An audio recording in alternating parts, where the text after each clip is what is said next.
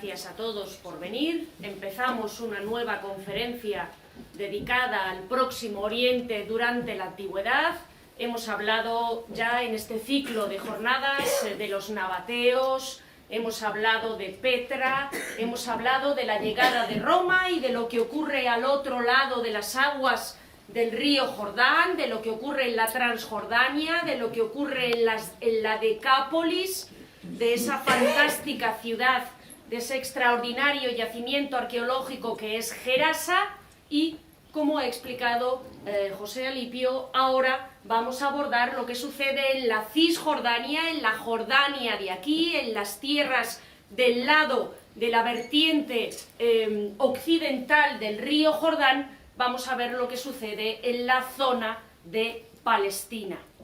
Nos vamos a centrar, sobre todo, como reza naturalmente el título de la conferencia, en la Palestina que se encuentra Jesús cuando viene al mundo, en un momento, ya veremos cuál, a finales del siglo I antes de nuestra era, y para explicar qué es lo que se encuentra Jesús cuando viene al mundo en Belén, pues vamos a tener que hacer un recorrido por la historia de Palestina y en concreto por la historia de Judea, por la historia del reino de Judea, comenzando a finales del siglo II antes de Cristo y terminando en las primeras décadas del siglo I después de Cristo. ¿De acuerdo? Vamos a empezar nuestro viaje por la Cisjordania, por las tierras de Palestina, a finales del siglo II antes de Cristo y lo vamos a terminar en las primeras décadas del siglo I después de Jesucristo. Debo decirles, para comenzar, que los judíos, los hebreos, no lo habían tenido nada fácil a lo largo de la Edad de Hierro, a lo largo del primer milenio antes de Cristo. Desde que les conquistaran los asirios, los judíos habían caído y habían sido saqueados y sometidos sucesivamente,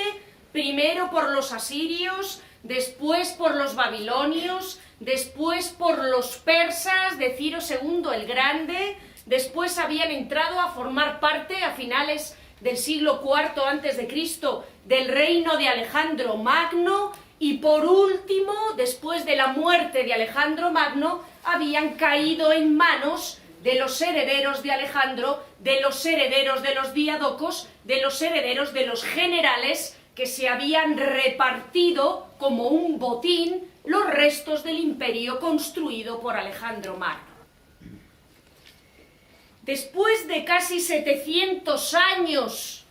de formar parte de grandes imperios extranjeros, finalmente, a finales del siglo II antes de Cristo y por una curiosa coincidencia histórica, los judíos recuperaron su independencia. A finales del siglo II antes de Cristo, una tribu de jinetes montados provenientes de las estepas de Asia, los partos, se apoderaron como un ciclón del imperio seleucida,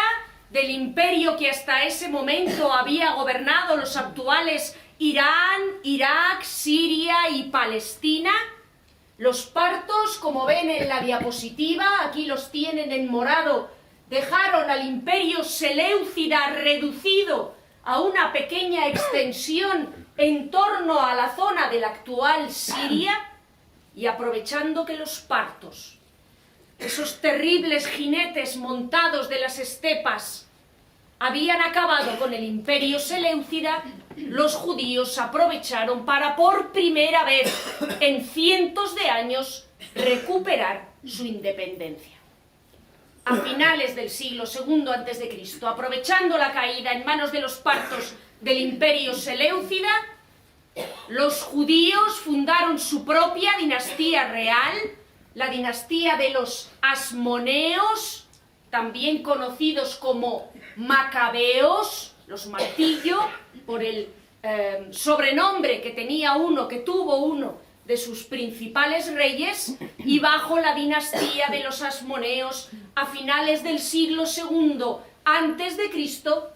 los judíos pudieron construir un pequeño reino en torno al valle del Mar Muerto y del Jordán en la tierra de Palestina. Es el reino judío de los asmoneos.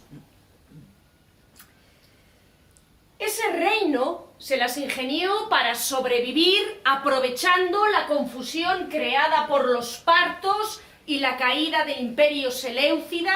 durante las primeras décadas del siglo I a.C., sin particulares problemas, más allá de enfrentamientos y luchas intestinas entre los miembros de la dinastía de los asmoneos, también llamados macabeos. Pero la caída del Imperio Seleucida, la llegada de los partos, la confusión que se extendió por toda la región con la caída del Imperio Seleucida y también con la llegada de Roma, cuyos dominios, los dominios de la República Romana, pueden ver en rojo fuerte sobre el mapa. Esta confusión generada en todo el Mediterráneo oriental, como les digo, también había tenido otras consecuencias imprevistas. La piratería, que siempre había sido un problema en el Mediterráneo oriental, cuya riqueza se basaba en el comercio a través de los mares, había resurgido con fuerza. Los piratas habían establecido una especie de isla tortuga de la antigüedad en la región de Cilicia, en el sureste de la actual Turquía, y los piratas se habían convertido en una pesadilla no solo para los reinos de la región, sino sobre todo para la República Romana.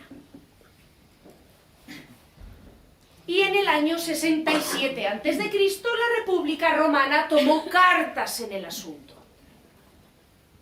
y envió a su mejor general,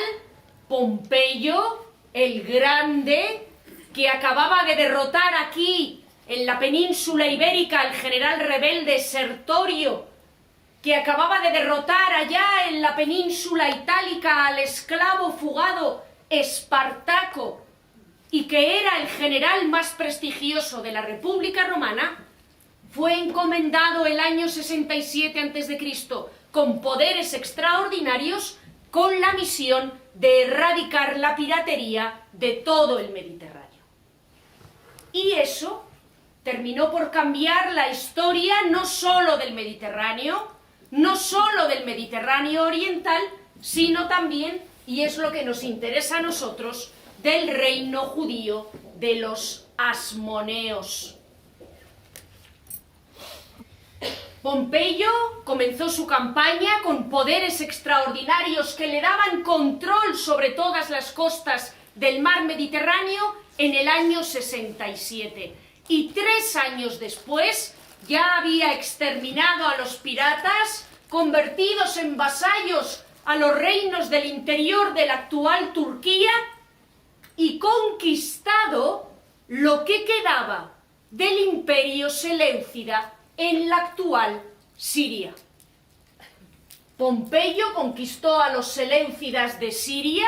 convirtió Siria en provincia romana y al hacerlo convirtió al reino judío de los asmoneos en fronterizo con las tierras de la República Romana. En el momento en el que Pompeyo llega a Siria en el año 64 a.C.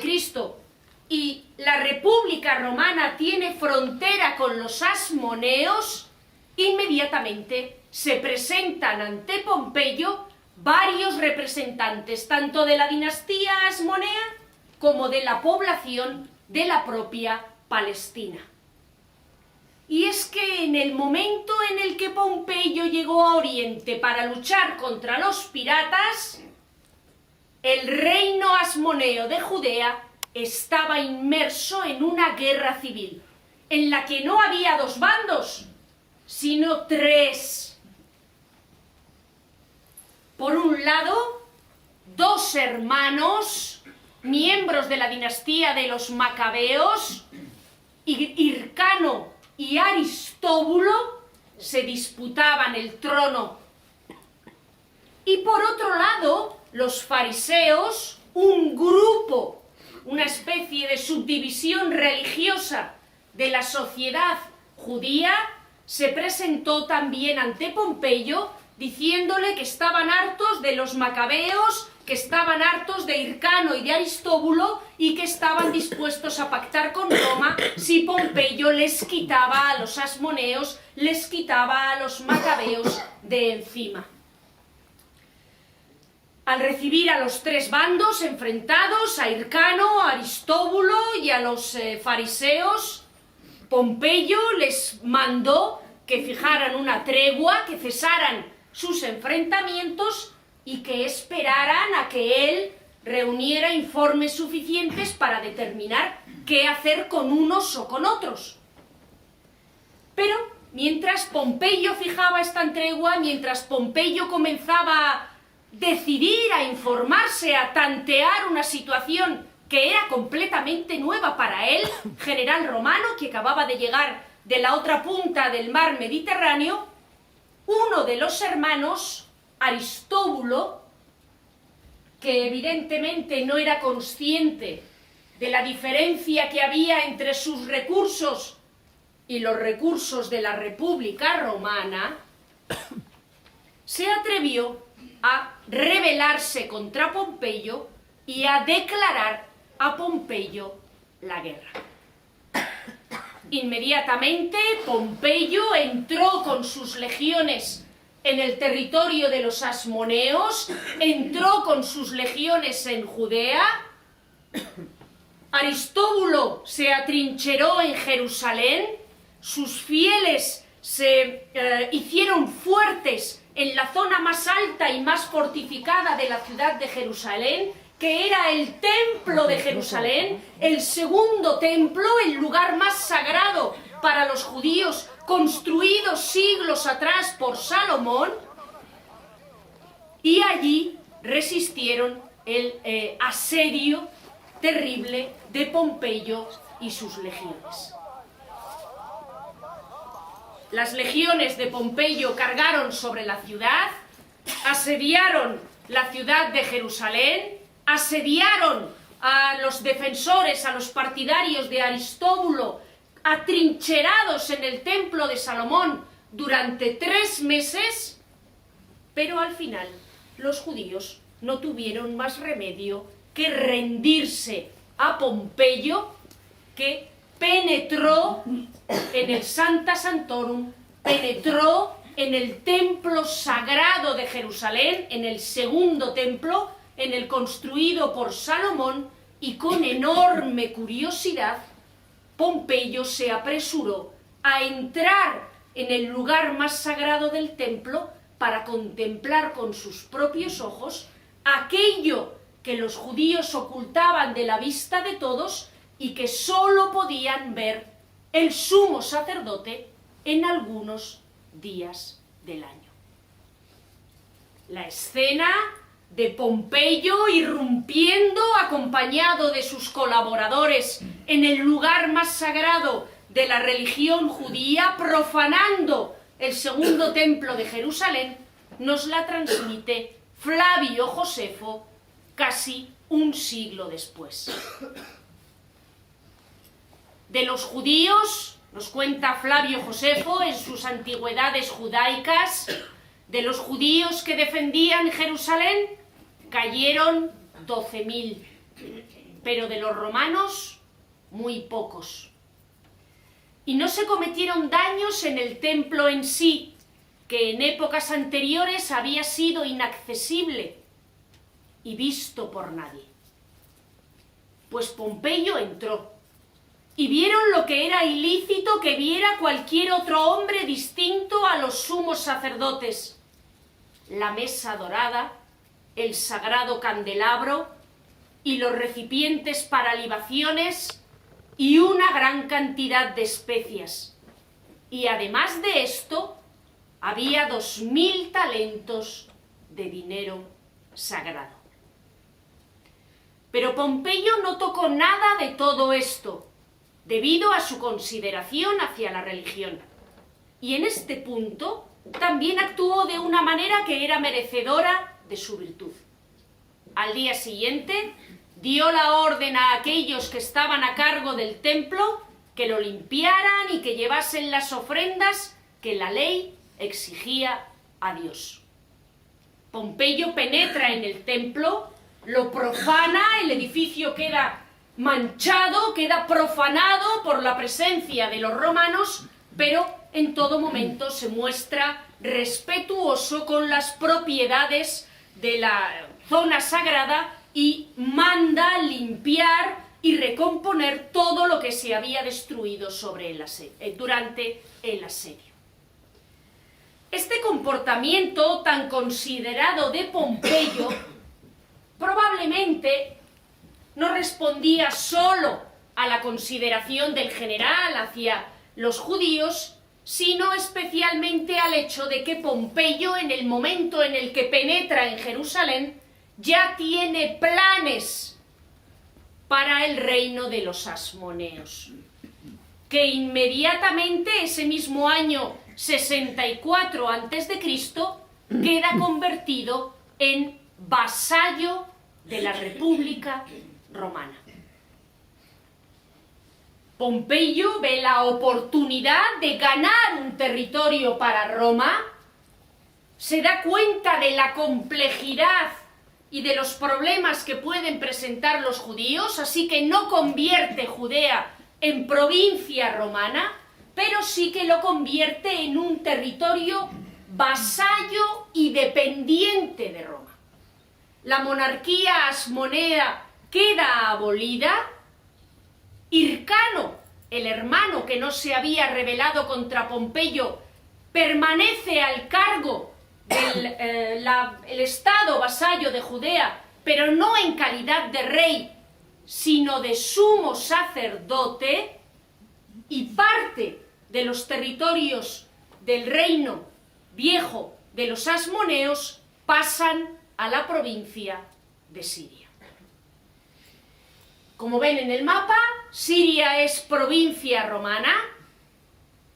Los territorios de la actual Israel y Jordania quedan divididos entre el estado vasallo de Judea, la Decápolis, de la que hablamos la semana pasada, y los territorios de los nabateos,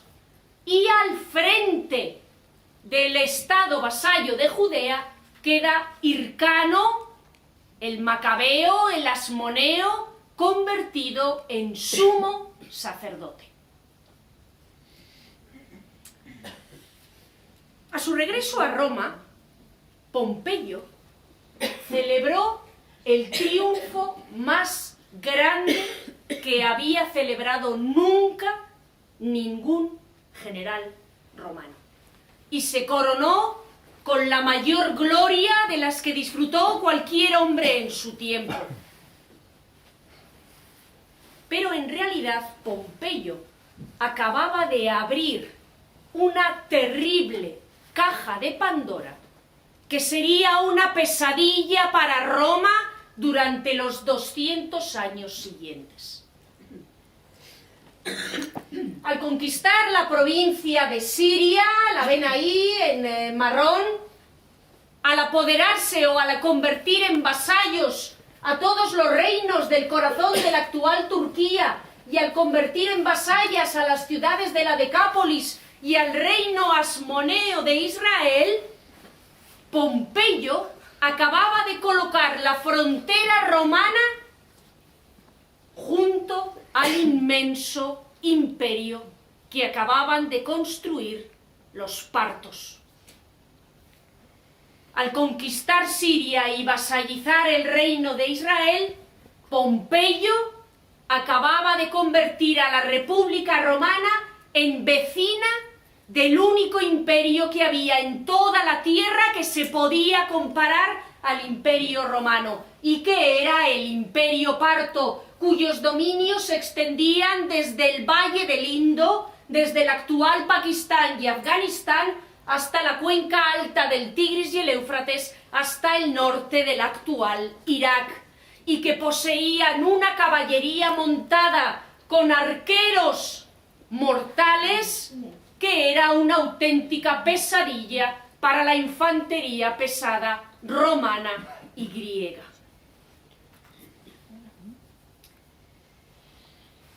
Y en medio de los partos y Roma quedaba el pequeño estado vasallo de Judea. El nuevo estado vasallo de Judea, gobernado por el sumo sacerdote descendiente de los macabeos, Hircarno, se había convertido en una especie de estado tapón entre los dos colosos más gigantescos de la tierra, Roma y Partia. Y por si eso fuera poco, los gobernantes de este estado vasallo recién creado de Judea se acababan de convertir en los vasallos de los colosos que gobernaban la República Romana en ese momento. Pompeyo acababa de colocar a Hircarno en su posición de sumo sacerdote al frente de Judea, regresó a Roma para celebrar su enorme triunfo y fundó, junto a Marco Licinio Craso, el hombre más rico de Roma, y Cayo Julio César, el primer triunvirato. Estos tres hombres controlaban la política romana a finales de la década de los 60 del siglo I a.C. Cayo Julio César partió a la conquista de las Galias, Pompeyo quedó en Roma y Marco Licinio Craso acudió a Oriente, a Judea y a Siria a tratar de taponar el avispero que Pompeyo acababa de abrir al conquistar aquellas regiones y colocar la frontera de Roma frente a los partos. Craso acudió a Oriente, acudió a Siria para luchar contra los partos y tratar de anular la nueva amenaza que se cernía sobre los dominios orientales de Roma. El enfrentamiento entre Craso y los partos tuvo lugar el año 53 a.C. en Siria, en Carras, y terminó con el total, absoluto y completo aniquilamiento del Imperio Romano y la muerte de Craso y de su hijo. El Imperio Parto era un adversario más terrible todavía de lo que se pensaba en época de Pompeyo, solo 10 años atrás. Y la conquista de Siria y el vasallaje de Judea, en lugar de en un gran triunfo, tras Carras, parecían una pequeña pesadilla. La muerte de Craso y el aniquilamiento de todas sus legiones, decenas de miles de legionarios en Siria, luchando contra los mortales arqueros montados de los partos, dejó desprotegida a la provincia de Siria y al pequeño reino vasallo de Judea, dependiente en todo de la República Romana. Y lo que es más, al eliminar al tercer miembro del triunvirato, la muerte de Craso luchando contra los partos en Carras, dejó solos a Pompeyo y a Julio César, que muy pronto, el año 49 a.C., se declararían la guerra entre sí. Estalla la guerra civil entre César y Pompeyo. César, como saben, cruza el Rubicón, persigue a Pompeyo hasta Grecia, Se enfrentan los dos en Grecia en la batalla de Farsalia. César resulta vencedor. Pompeyo acude a refugiarse a Egipto. Y allí, el faraón de Egipto, Ptolomeo XIII, buscando congraciarse con el nuevo amo del mundo, manda cortar la cabeza de Pompeyo y entregársela a César. César llega a Egipto, le reciben con la cabeza de Pompeyo en una bandeja como un regalo. El nuevo amo de Roma queda completamente horrorizado por el comportamiento del faraón y, aprovechando el momentum, se presenta ante él la hermana del faraón, Cleopatra VII, que estaba en guerra civil con su propio hermano, Ptolomeo XIII, por controlar Egipto. César, enfadado con Ptolomeo, en parte por la ejecución de Pompeyo, decide apoyar las pretensiones de Cleopatra de ocupar el trono de Egipto. Pero es atacado y sitiado en Alejandría por las tropas de Ptolomeo XIII, por las tropas del faraón egipcio. En ese momento acuden a liberarle del asedio las tropas judías de Hircano, el sumo sacerdote de Judea. Esta solicitud del sumo sacerdote de Judea, que acude a toda prisa a ayudar a Julio César, sitiado en Alejandría por las tropas del faraón, no es desinteresada. A Hircano, si se acuerdan, le había colocado en el trono Pompeyo.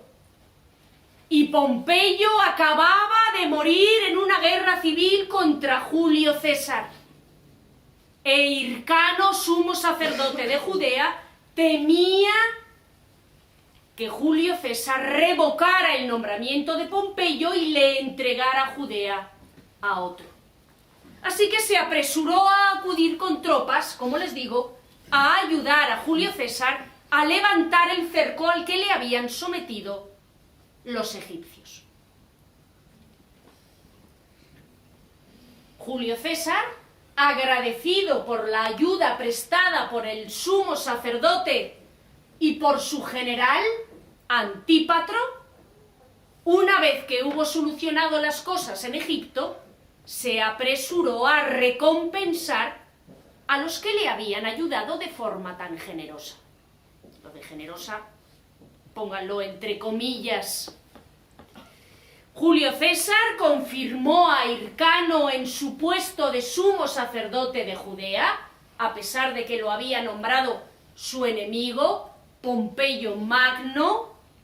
Se apresuró también a nombrar procurador, gobernador de Judea,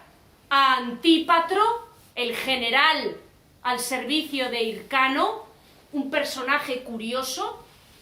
de origen edomita, proveniente del sureste del Mar Muerto, casado con una princesa, con una mujer de la nobleza nabatea, con una árabe, que era judío porque su padre, el padre de Antípatro, se había convertido a la religión hebrea, así que era judío solo de una generación,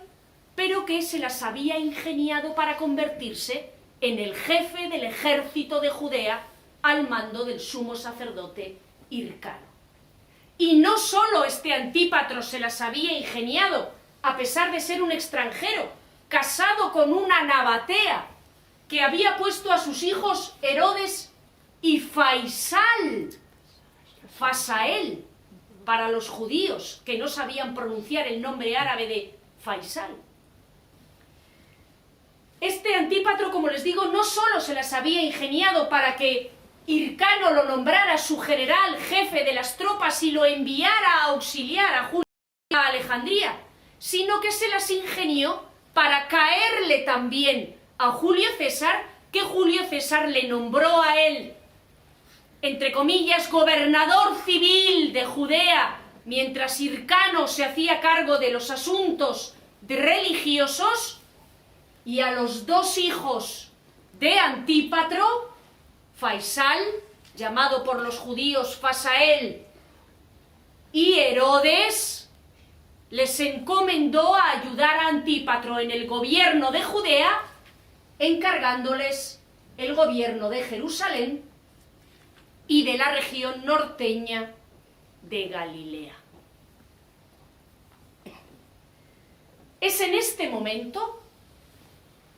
mientras Julio César está asediado en Alejandría, cuando Julio César irrumpe en la política de Judea,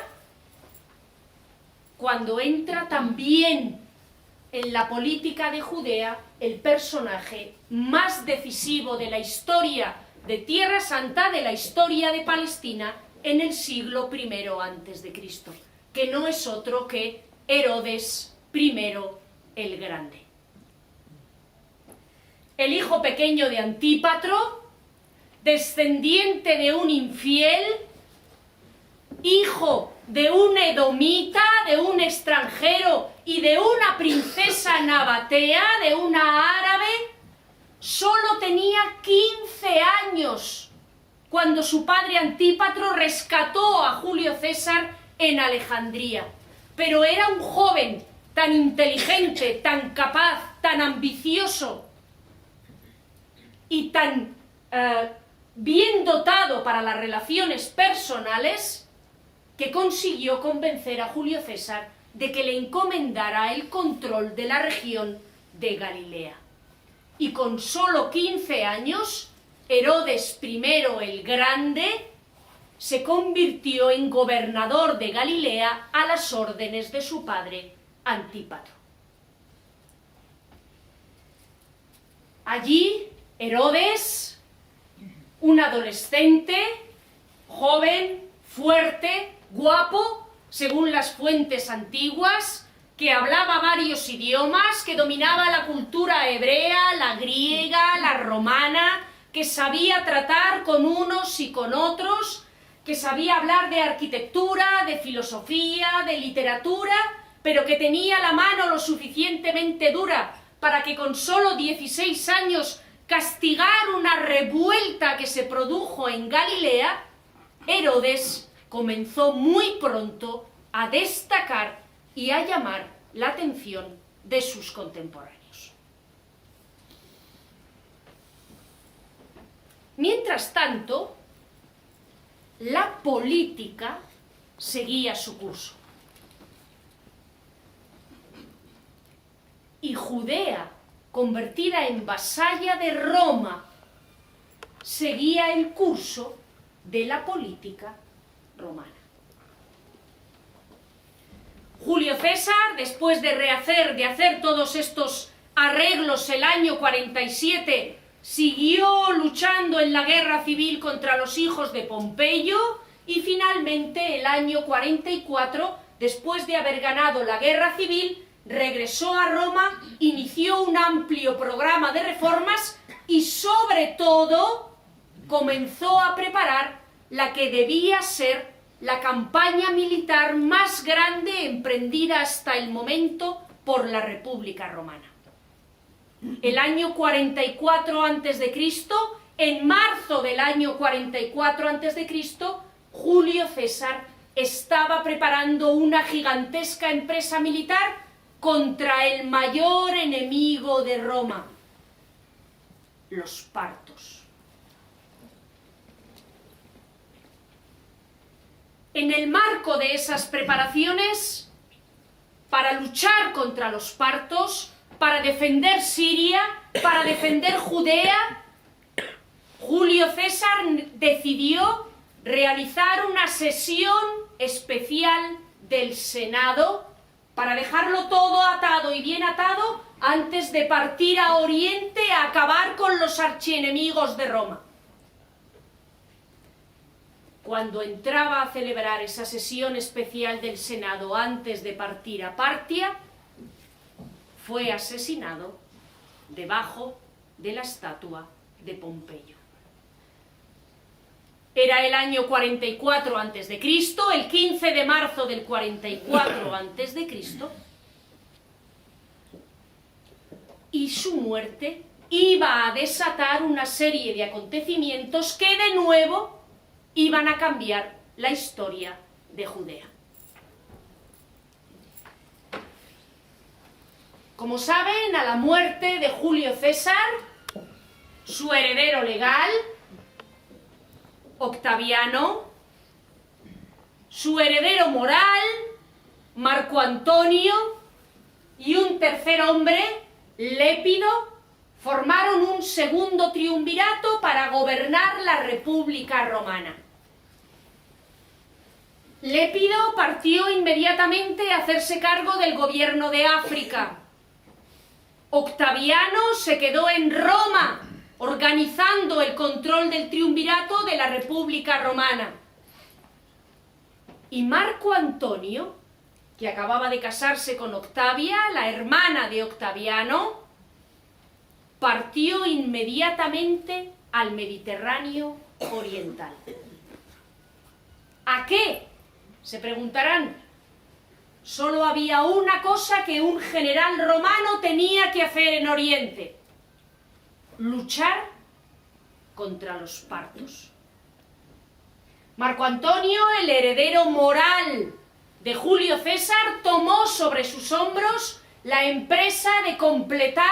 lo que había llevado a la muerte a Craso y lo que había llevado a la muerte también a Julio César: la lucha contra el archienemigo de Roma, la lucha contra los partos, la lucha contra el nuevo vecino que Pompeyo había dado a Roma al conquistar Siria y vasallizar Judea. Y así, a finales de la década de los 40, Marco Antonio llegó primero a Atenas, donde dejó a su esposa, Octavia, y a sus dos hijas, Antonia la mayor y Antonia la menor, y a continuación se desplazó a Oriente, a Siria, para preparar una nueva campaña contra los partos que restañaría la herida todavía supurante de la derrota de Carras que había tenido lugar 10 años antes. Pero, como saben, mientras Marco Antonio se encontraba en Oriente organizando la campaña contra los partos a finales de la década de los 40, se topó con Cleopatra. Cleopatra, que ya había tenido un hijo de Julio César, Cesarión, se convirtió en amante de Marco Antonio, al que le dio 3 hijos más, y mientras Marco Antonio banqueteaba ni lo arriba ni lo abajo con Cleopatra en Egipto, la campaña contra los partos se posponía una y otra vez. Y como suele suceder con mucha frecuencia, viendo que los romanos no atacaban Partia, fueron los partos los que tomaron la iniciativa y atacaron Roma. Y atacaron justo en el punto en el que más daño podían causar a los romanos, justo en el eslabón más débil de la cadena de territorios que unían los dominios de Roma en Oriente Próximo. El año 41 a.C., un sobrino del sumo sacerdote, Antígono, descendiente de los macabeos, descendiente de los gobernantes del reino de los asmoneos, se alió con los partos. Y mientras Marco Antonio banqueteaba con Cleopatra en Egipto, los partos atacaron el eslabón más débil de la cadena, el reino vasallo de Judea. Los partos irrumpieron en Jerusalén, enarbolando la bandera de Antígono con el pretexto de volver a crear el reino de Judea, de volver a colocar a un macabeo en el trono de Judea. Antígono cortó las orejas de su tío Hircano para que, quedando físicamente tullido, ya no pudiera ser sumo sacerdote y el cargo le correspondiera a él. Mató al hermano de Herodes, a Fasael, Faisal, que murió con la cabeza reventada, y puso a Herodes, que fue el único lo bastante astuto como para conseguir escapar, en fuga.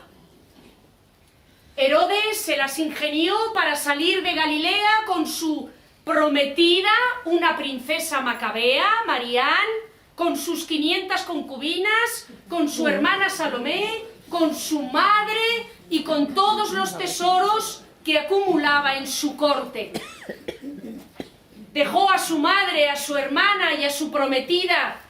en la pequeña fortaleza que tenían los judíos en Masada y acudió rápidamente a Alejandría a pedir ayuda a Marco Antonio, que seguía banqueteando con Cleopatra mientras los partos se apoderaban de un estado vasallo protegido por la República Romana. Cuando Herodes llegó a Alejandría, Marco Antonio despertó rápidamente de su sueño alejandrino, se dio cuenta de la gravedad de la situación, tomó a Herodes y juntos fueron inmediatamente a Roma. Y el año 40 a.C., a pesar de que eran los partos los que controlaban Judea y de que la región estaba en manos de Antígono, el sobrino de Hircano, que se había proclamado por los partos rey de Judea y restaurador de la dinastía asmonea, además de sumo sacerdote porque le había cortado las orejas a su tío, a pesar de que no tenía la República Romana casi control sobre Judea, Marco Antonio y Octaviano nombraron a Herodes rey de Judea y aliado y vasallo de Roma. Herodes ya era rey, por tanto, en el año 40 a.C., ya era aliado de Roma. En el año 40 a.C., lo único que le faltaba era el reino.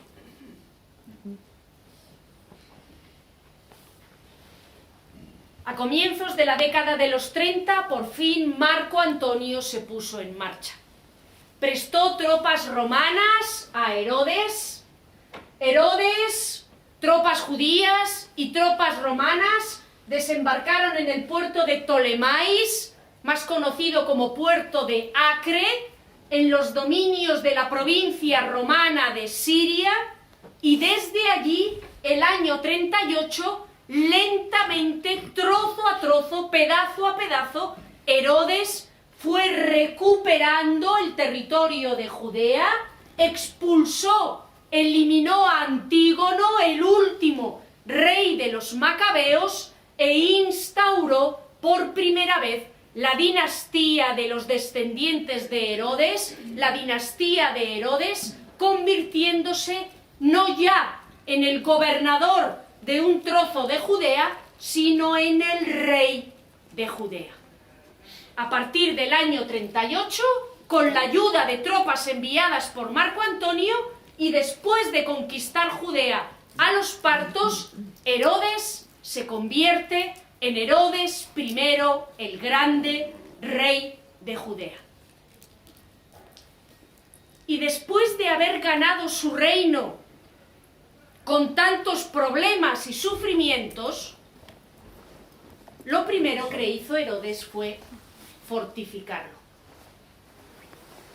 A Herodes le debemos la construcción de la más impresionante de las fortalezas judías,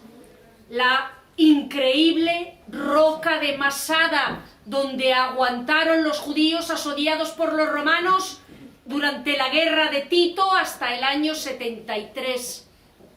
Pero aunque Masada es la fortaleza más conocida de las construidas por Herodes para defender su reino de los partos y de cualquier otra amenaza que pudiera acecharlo, no es la única. En la actual Jordania, cerca de Madaba, todavía se puede ver la roca de Maqueronte, donde tiempo después sería hecho prisionero Juan el Bautista. Y a unos 40 kilómetros al norte de Israel, todavía se puede contemplar la enorme colina artificial de Herodium, un monte hecho ex profeso por Herodes, una colina creada en un territorio que era llano para construir en lo alto del todo una enorme estructura piramidal que debía servir para albergar la tumba del propio Herodes y de sus hijos. Así pues, a finales de la década de los 30, después de haber construido este encintado de fortalezas, después de haber expulsado a los partos con la ayuda de Roma, después de que Roma reforzara también la defensa de la provincia de Siria, Herodes por fin se sentía seguro en su trono de Judea. Se equivocaba.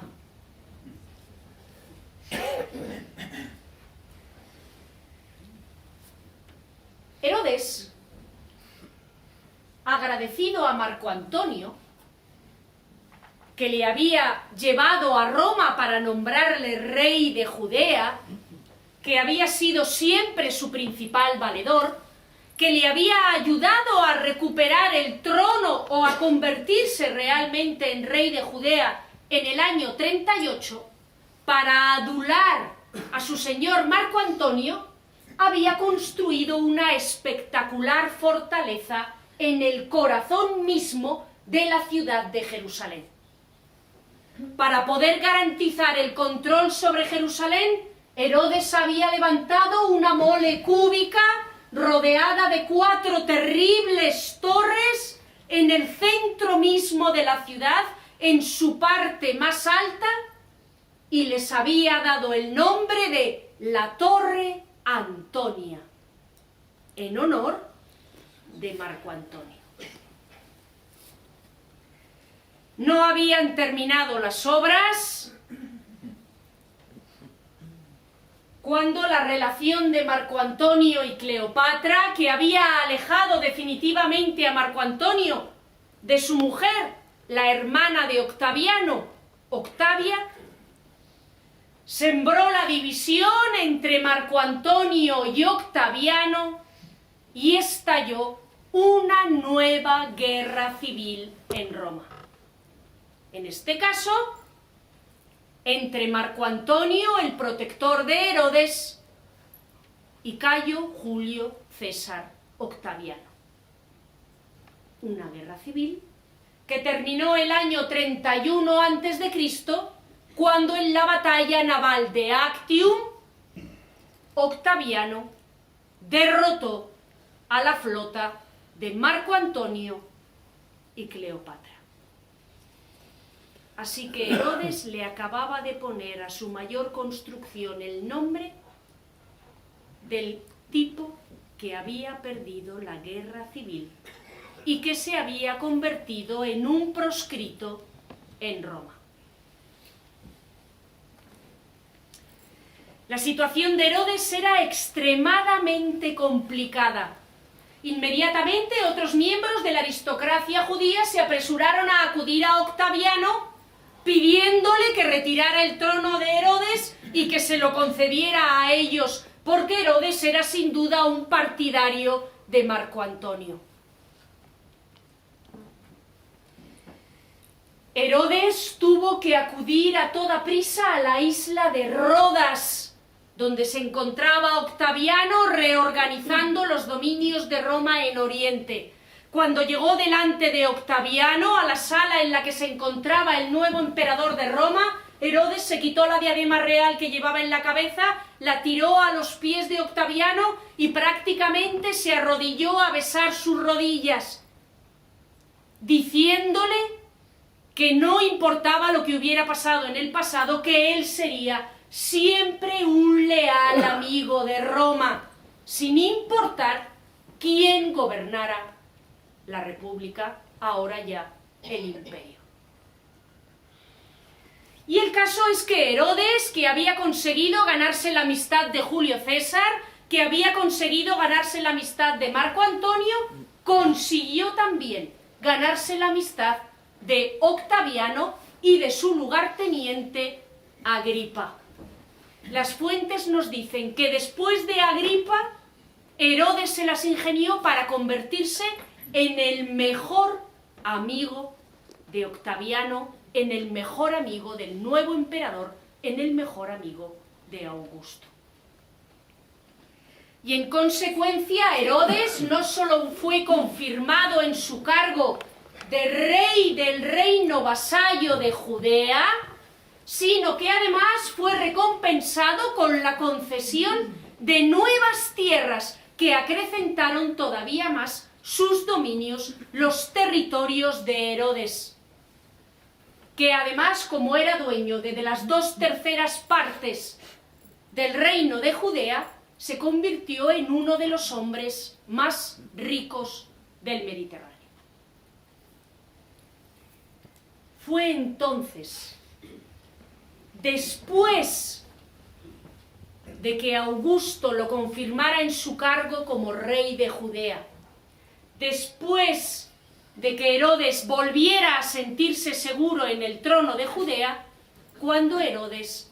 pudo llevar a cabo el que probablemente era el sueño de su vida, el que probablemente era su mayor ambición: reconstruir el templo de Jerusalén profanado por Pompeyo en el año 64. Herodes, a partir del año 23 a.C., mandó instruir como canteros y arquitectos a más de 1 millar de sacerdotes, mandó talar bosques enteros de cedros del Líbano, mandó extraer toneladas de roca de las canteras de Jerusalén y mandó construir el 3er templo de Jerusalén, el templo más grande, más magnífico y más espléndido que había tenido nunca la ciudad de Jerusalén. Una enorme construcción de más de 12.000 metros cuadrados, dividida en varios patios, que tenía en el centro, adornado con planchas de oro y de plata, el Sancta Sanctorum,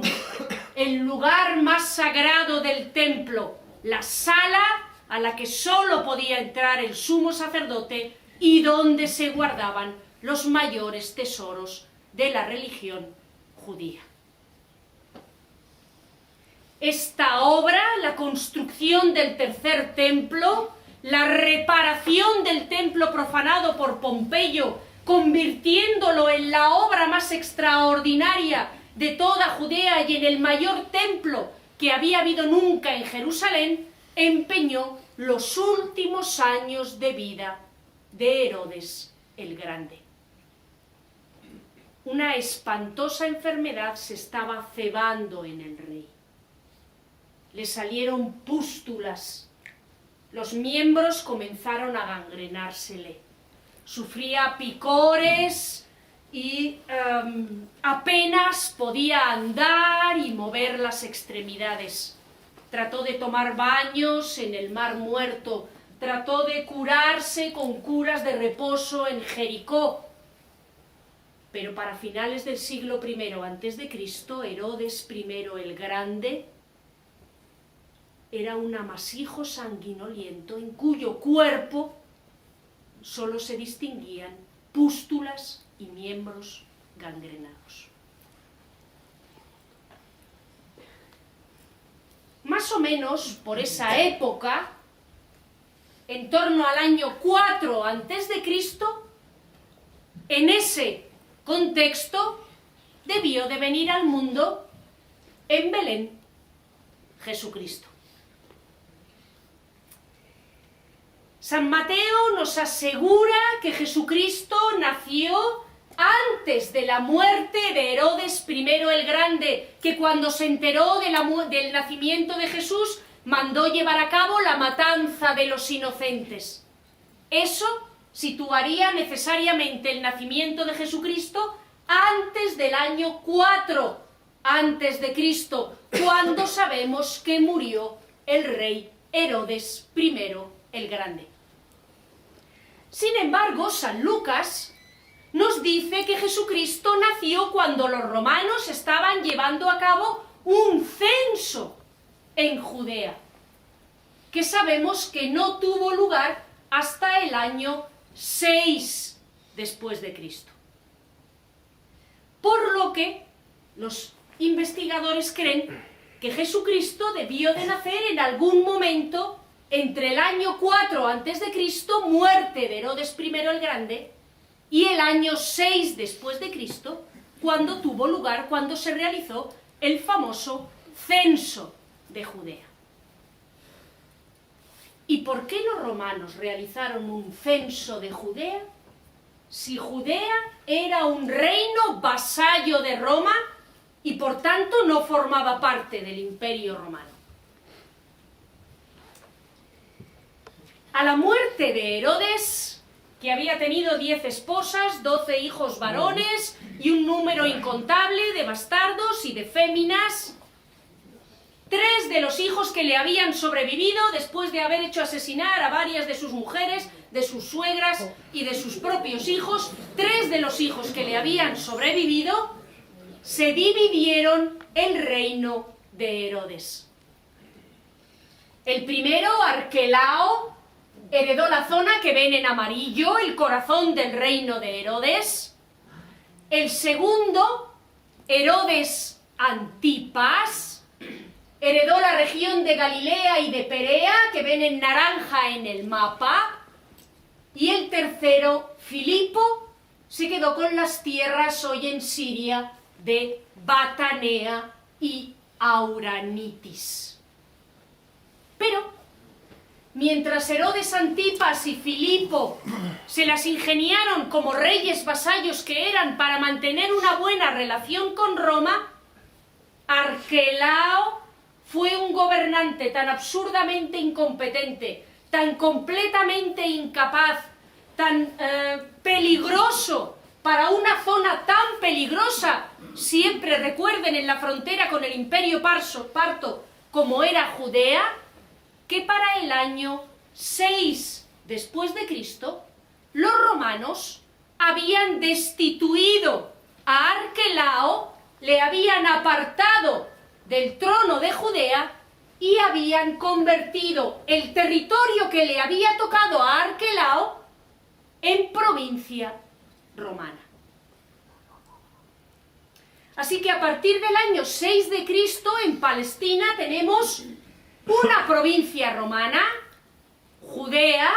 que ven en azul, un territorio gobernado por Herodes Antipas, vasallo de Roma, que ven en verde, y otro territorio gobernado por Filipo, el otro de los hijos de Herodes el Grande, que ven en verde claro, arriba del todo, en naranja, las ciudades de la Decápolis. Así que el famoso censo que menciona San Lucas, que es el que en teoría llevó a Jesucristo a nacer en Belén, es el censo que hicieron los romanos cuando después de echar al incompetente de Arquelao, el año 6 después de Cristo, convirtieron Judea en provincia romana y quisieron hacer un censo para ver cuánta gente vivía allí, porque aquello se acababa de convertir en parte integrante del Imperio Romano.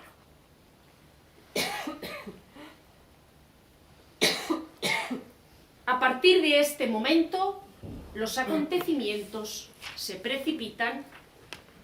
y nuestra conferencia va llegando a su fin. El año 14 después de Cristo muere el emperador Augusto. Otra vez cambia de dueño el Imperio Romano y los destinos de los reyes vasallos están en el aire. ¿Qué hará el nuevo monarca para ganarse el favor del heredero de Augusto, Tiberio,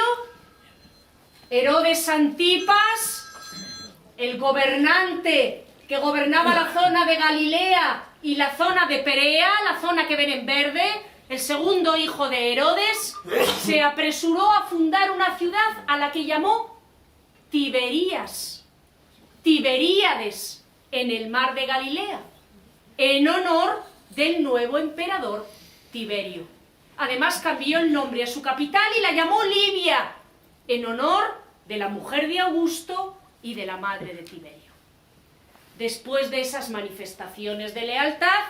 el emperador Tiberio confirmó a Herodes Antipas en su puesto de rey vasallo del Imperio Romano. Llegamos entonces a la década de los 20. Herodes Antipas, que estaba casado con una princesa judía, repudia a su mujer y comienza a vivir en régimen de concubinato con su propia sobrina, Herodías.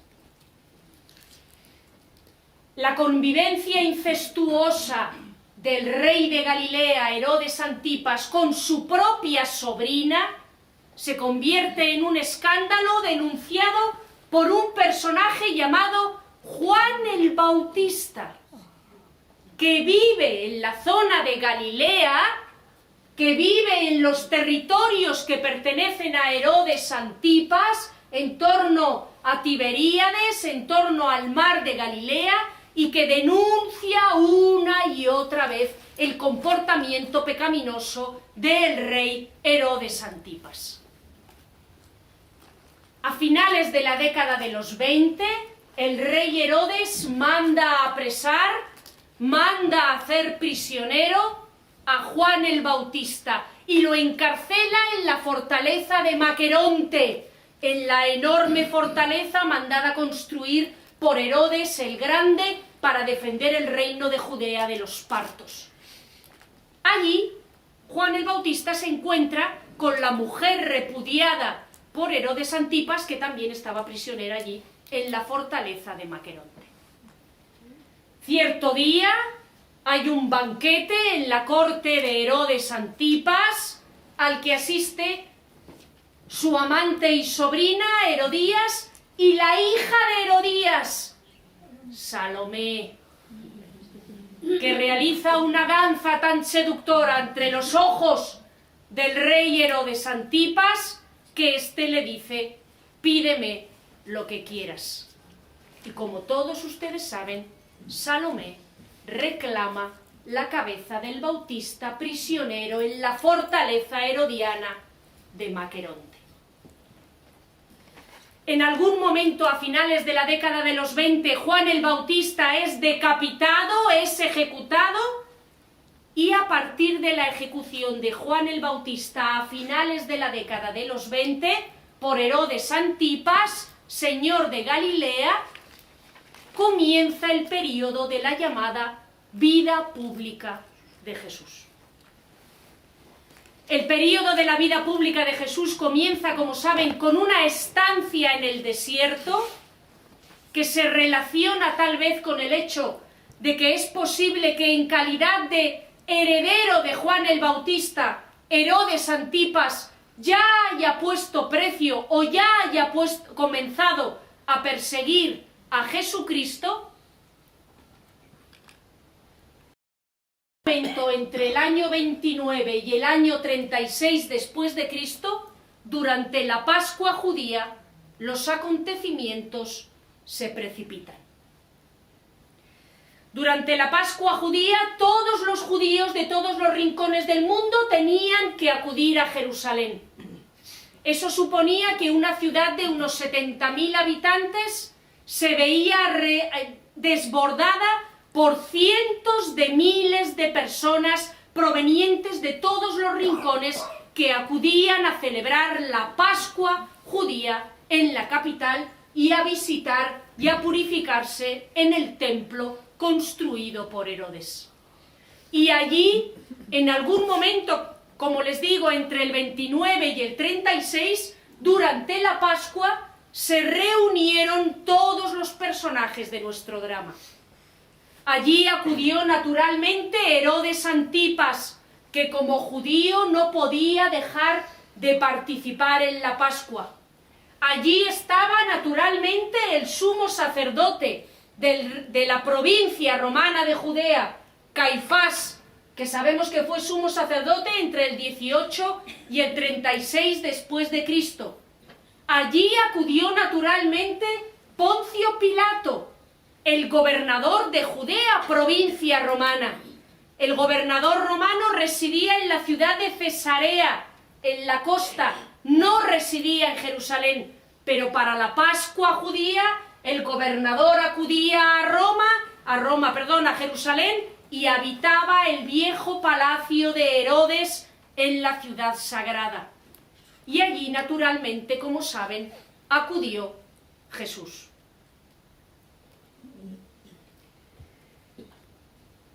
A partir de ese momento, a partir del momento en el que Jesús entra en Jerusalén, la tensión en la ciudad no deja de crecer. Sabemos que Herodes Antipas había identificado a Jesús como seguidor de Juan el Bautista y que en consecuencia había mandado perseguir a Jesús y a sus colaboradores y presionaba a Poncio Pilato para detener a Jesús y acabar con su prédica. Sabemos que el sumo sacerdote Caifás también estaba preocupado por el mensaje mesiánico de Jesucristo y presionaba al gobernador romano Poncio Pilato para que lo detuviera. Y sabemos por último que el gobernador romano, enfrentado a una ciudad en la que había cientos de miles de judíos llegados de todo el mundo, desbordada por la afluencia de gente, llena de los balidos de los miles de corderos que iban a ser sacrificados durante la Pascua, con el ambiente enrarecido por el olor del incienso que se quemaba por kilos en aquella época. En un momento de extrema tensión, era el gobernador romano de Judea, la máxima autoridad civil de Judea, quien tenía que tomar la decisión. Atender a las demandas de Herodes Antipas, atender a las demandas de Caifás, atender a las demandas de los seguidores de Jesús. Todo recaía sobre los hombros del gobernador romano de Judea, de Poncio Pilato, y la decisión que este hombre tomó en algún momento entre el 29 y el 36 terminó por cambiar la historia de la humanidad.